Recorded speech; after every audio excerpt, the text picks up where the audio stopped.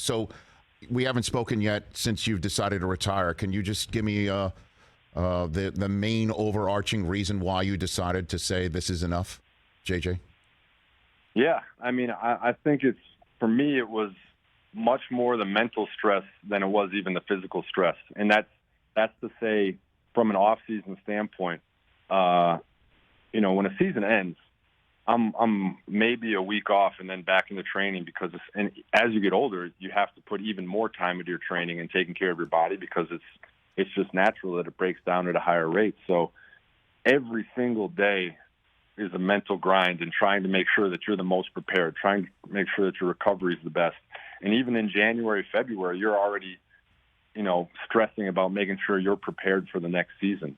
And those are the types of stresses and mental gymnastics that I was ready to be done with. I wanted to enjoy time with my son and my wife. I wanted to go through life and know what it feels like to just kind of relax a little bit. And if I miss a workout to play golf, then I miss a workout to play golf. And I don't have to worry, did I do the right thing today or did I hurt my chances of having a good season?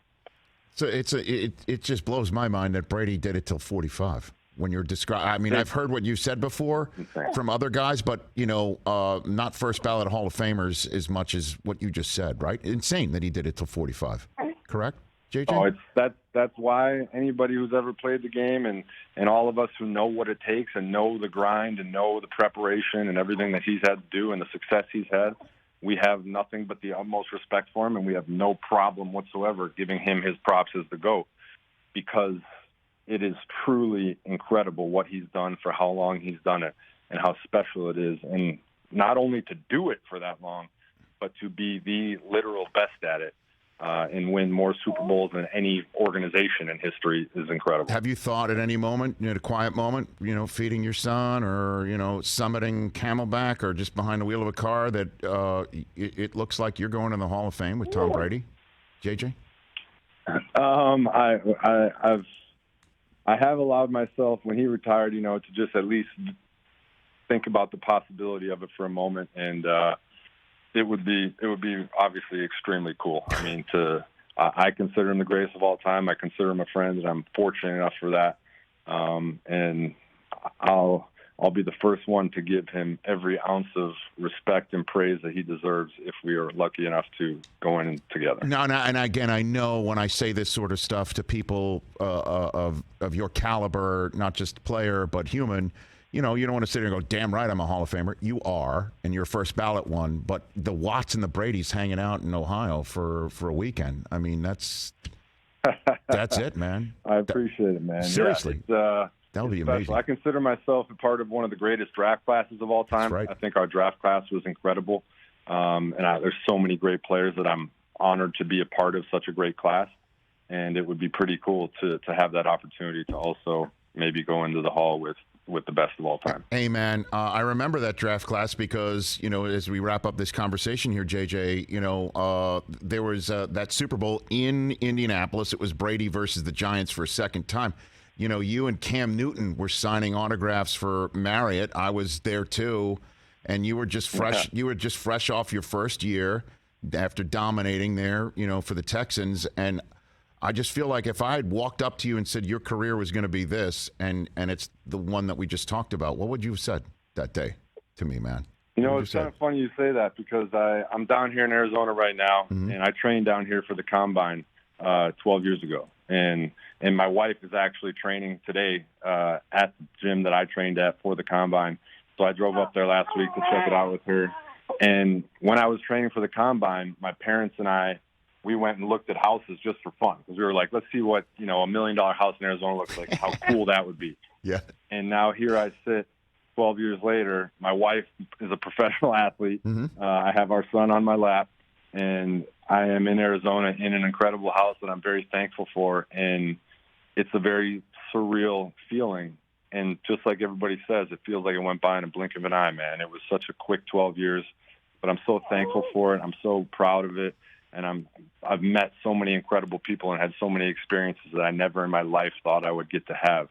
So I have nothing but gratitude and love. And a healthy 33-year-old too. I mean, you could do this for a living. The conversing about football. Do you want to do this? Do you want to be in the paparazzi? Like, what are you going to do?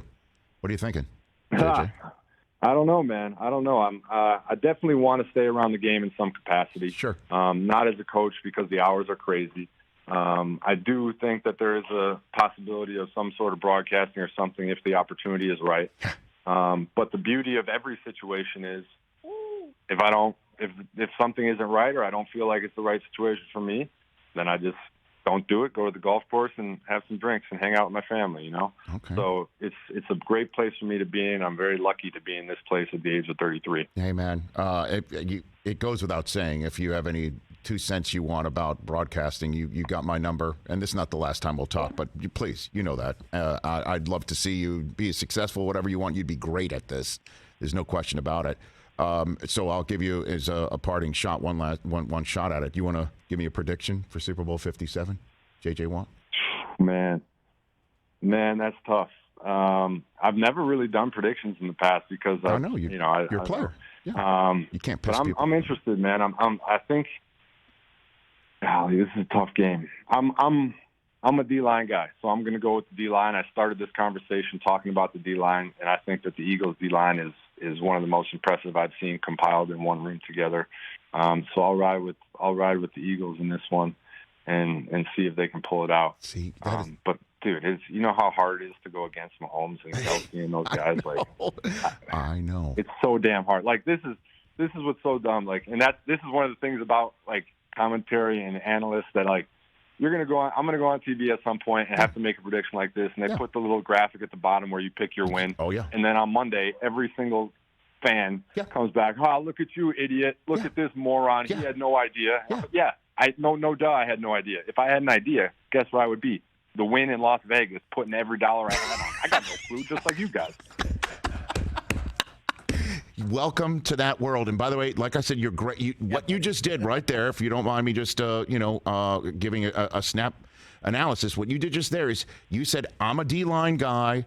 I believe the defensive line of the Eagles is better. I'm going there. So if the Chiefs win and they come up to you and say, what gives? You're like, hey, I was just a D-line guy. That's it. You're able to fall back on that. Well done. You're good. Thank you. I appreciate it. And you did that snap judgment right off the bat. You didn't know I was going to ask you that, and you're holding a small baby in your hand. You can do this. Trust me. I'm giving Koa is the MVP of this interview. He being quiet for this long after feeding. I am thoroughly impressed and thankful. Like every Watt, he's coachable. Well done. Thank you. Catch the Rich Eisen Show every single day on the Roku channel, 12 to 3 Eastern, for free.